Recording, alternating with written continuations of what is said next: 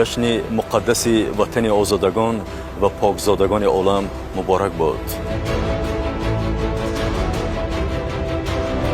استقلال دولتی جمهوری تاجیکستان در تحکیم حاکمیت سودی، ولایت قانون، برابر حقوقی و حفظ ارزش‌های انسانی در کشور حقوق بنیاد و دنیوی و دموکراتی نقش ابدی گذاشت.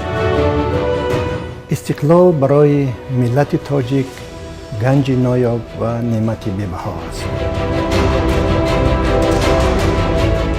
استقلالیتت پاینده و عمرت جاویدان باد تاجیکستانی عزیز.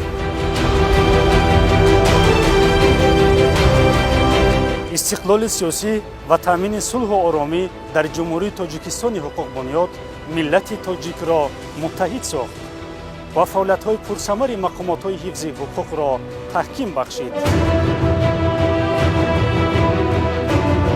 استقلال دولتی جمهوری تاجیکستان واقعا هم جشن شکوهمند برای ملت و کشور تاجیکستان است.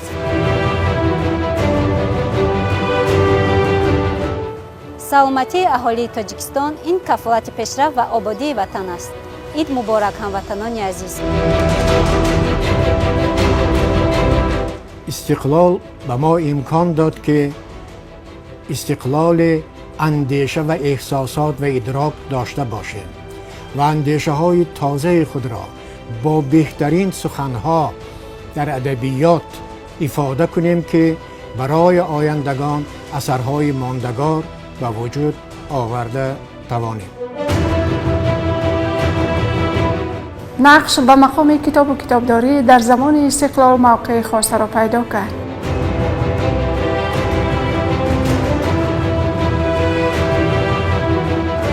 تاجیکستان وطنی آباد و آزاد من جشن استقلال مبارک بود. جشن استقلال و آزادی مبارک بود تاجیکستانی عزیز. استقلال دولتی ما تاجیکانро با فرهنگ و تمدن غنی و جاویدان در عرصه جهان همچون ملت صلح‌آفر و بشردوست معرفی نموده است.